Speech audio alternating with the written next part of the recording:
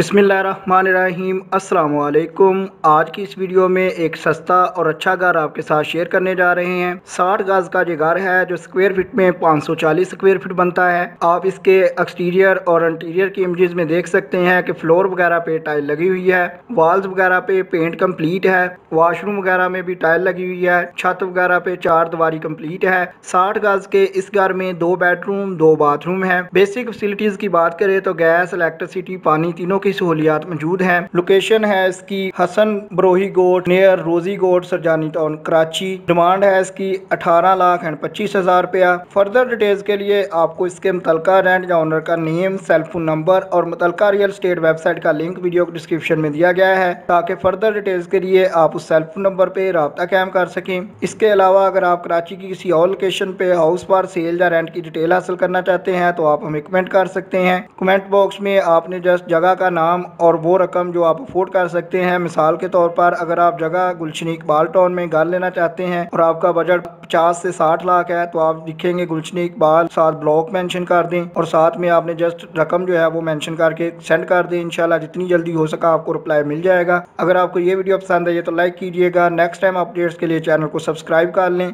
मजीद ऐसी सस्ती वीडियोज़ के लिए आप चैनल को विजिट कर सकते हैं। आपके कीमती वक्त के लिए वीडियो देखने के लिए बहुत शुक्रिया।